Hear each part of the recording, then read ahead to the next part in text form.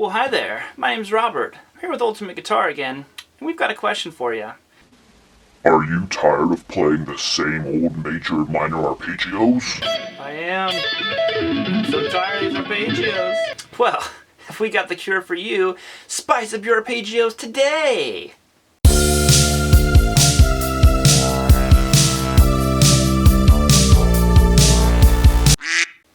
Alright, let's get cooking on this lesson. So what are we doing today? We are going to give you a couple different arpeggio ideas to just kind of get you out of that rut of being in the same normal major minor shapes that we all play. You know, they're all great shapes, but this is just going to add a little bit of spice, a little bit of color to the arpeggio shapes that we already know, so it's not branching out too far.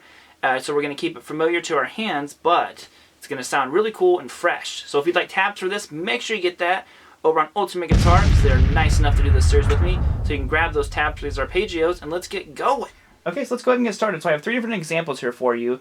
We're just going to add little bits and pieces to these arpeggios, just like I said, to liven them up a little bit. So we're going to base the first one here off of this A major shape. If you're not familiar with this one, I highly recommend going and looking this up. It's just the notes of the chord. It's just our first, third, and fifth is all. So how do we kind of make this a little bit more interesting? You know, this sounds great, especially if we're playing over A. You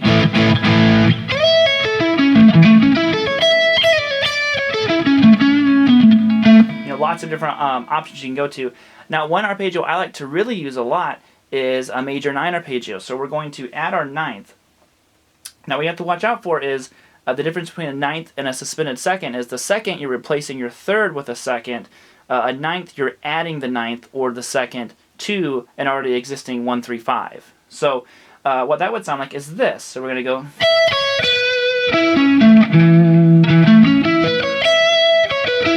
I love that sound. It kind of has like a resemblance to some Eric Johnson stuff.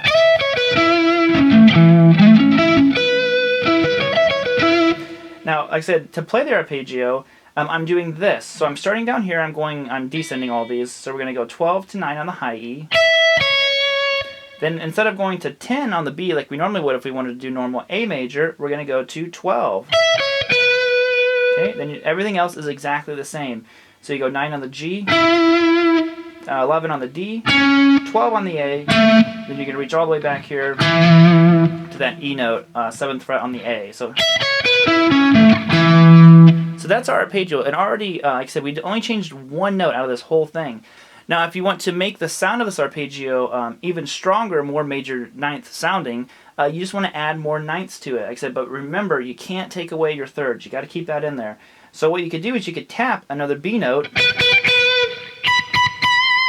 up here on our arpeggio. So we played our arpeggio. You know, I'm tapping 19 on the high E string. And then back to normal arpeggio. I'm just adding a little bit more of that ninth sound to it, or you can maybe tap 17 and bend up to it. Lots of cool sounds to get with that major 9.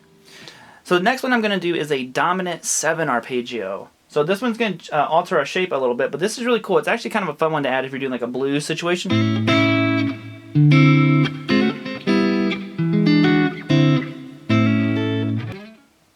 So what am I doing here? So basically, what we're going to do is we're going to add a minor 7 to this arpeggio to give that dominant 7 sound. So out of A, our minor 7 would be a G note. So what we're going to do is we're going to start out the same way, and we're just going to do 12 on the A string this time, to 11 on the D. So, okay. Now on the G, we're going to add the note here, but we're going to keep that E note that we had. So we're going to go 9, hammer on to 12. Hammering onto that G note, there's our minor 7 that we need. Then you're going to go to 10 on the B, and then 9, 12 on the high E. So, yeah. Instant dominant 7. Now, if you wanted to kind of add more of the minor 7, you could go to 10 on the A.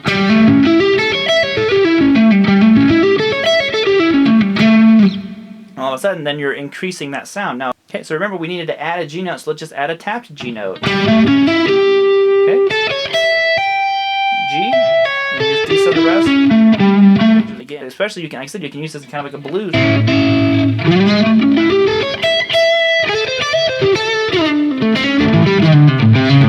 To really liven up some of those bluesy lines with arpeggios. keys. And the final one we're going to do, I didn't want to be a jerk and leave out the minor arpeggio, so let's add a minor 7 arpeggio. So we have our normal A minor shape. Notice the picking doesn't really matter. If you want to sweep these, you can. If you want to alternate pick them. Picking, I think, is not an essential part right now. It's more about getting the sound of these arpeggios. And you know, like I said, if you want to use this one, use it over A minor 7 chord. Get real crazy, A minor 13.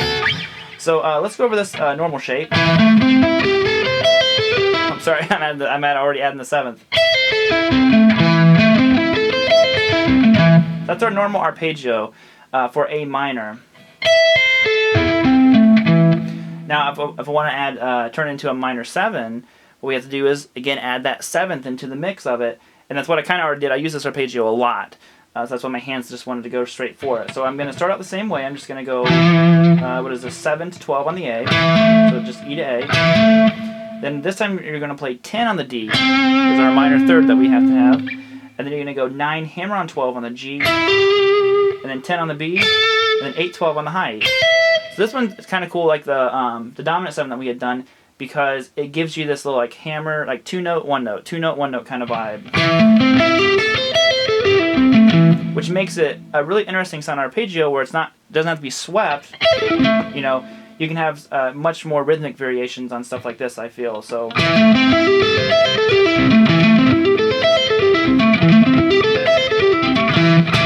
then you can even do like 4s.